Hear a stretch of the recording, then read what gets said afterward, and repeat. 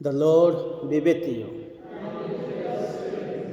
A reading from the Holy Gospel according to Luke.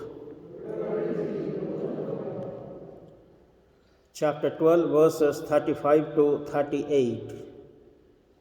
Jesus said to his disciples, "See that you are dressed for action and have your lamps lit. Be like men waiting for their master to return from the wedding feast, ready to open the door as soon as he comes and knocks. Happy those servants whom the master finds awake when he comes. I tell you solemnly, he will put on an apron, sit them down at table, and wait on them. It will be in the second watch he comes, or in the third, but happy those servants if he finds them ready." The Gospel of the Lord.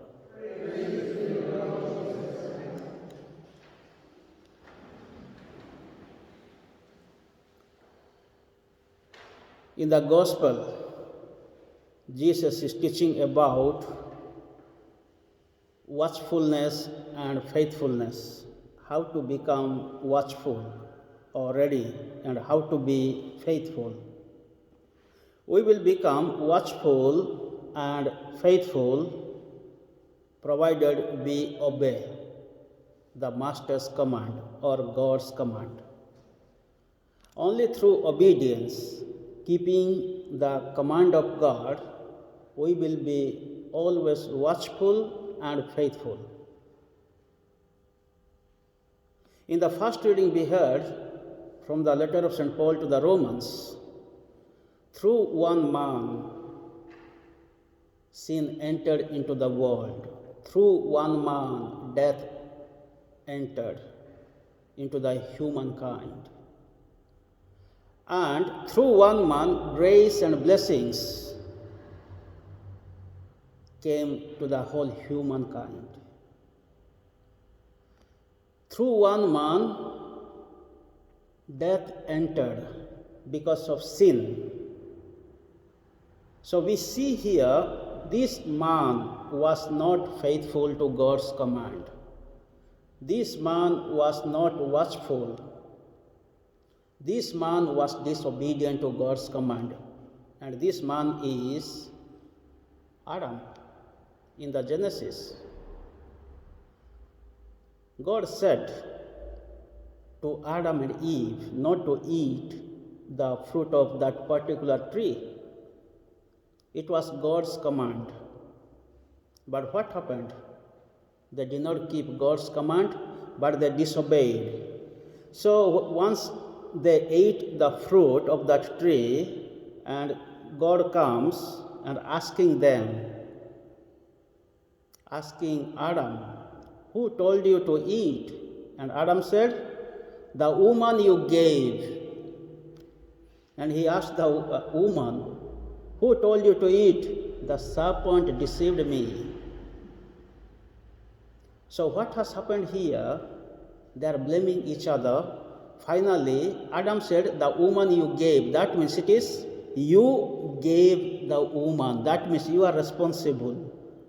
So Adam is directly telling God that you are responsible providing this woman. Through this woman I am eating the fruit. So they blamed God. The second thing is, when Eve was eating fruit, when Eve was having conversation with the serpent, Adam was there. He was not far away. He did not go somewhere. He was with them. But Adam never spoke single word. Adam was silent. And because of the silence of Adam, Eve ate the fruit. The serpent deceived her. So this is what sometimes we are silent. There is a silence when there is a sin. We don't say, very well, Adam could have protected her. So finally, it is not Eve is responsible Or it is not the serpent is responsible, it is Adam, one who is responsible. He kept silence. And he started blaming, you gave the woman. So this is what we the human beings commit sin. So in the first reading, it is a beautiful reading. There is a universality of sin. All human beings committed sin. And because of the universality of sin, there is a universality of death. All the human beings will die, and they die. And because there is a universality of sin, universality of death, therefore there is a universality of redemption or salvation. So this is what God's love, God's mercy, God's forgiveness for the humankind. So Jesus paid the price for sin and death, because God created the human beings in His image and likeness, and we share the God's divine life, and we also share God's presence in our life. And God did not want us to be lost. God created us to love Him, to serve Him, to glorify Him, to continue His work, to be faithful to Him. Therefore, He sent His Son Jesus to redeem us. And Jesus was the perfect man, the perfect Son to obey God's command.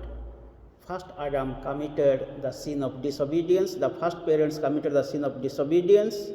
But the new Adam, Jesus Christ, obeyed God's command, doing the will of God.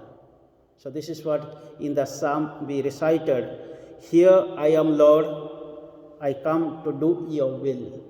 Jesus came to do God's will, God's command, with obedience and humility.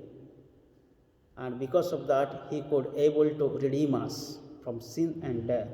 As we have come around this altar to celebrate this Holy Eucharist, let us keep our hearts and minds open to listen to His word. And let us be faithful, doing God's will in our life, being obedient to God's command. May the good Lord bless us and help us to understand the true meaning of the Word of God in our life. And the final sentence of today's Gospel is ending with happiness, blessedness. As He said, it will be in the second watch He comes, or in the third, but happy those servants if He finds them ready. So who are happy? The persons who are always watchful, faithful, and obedient.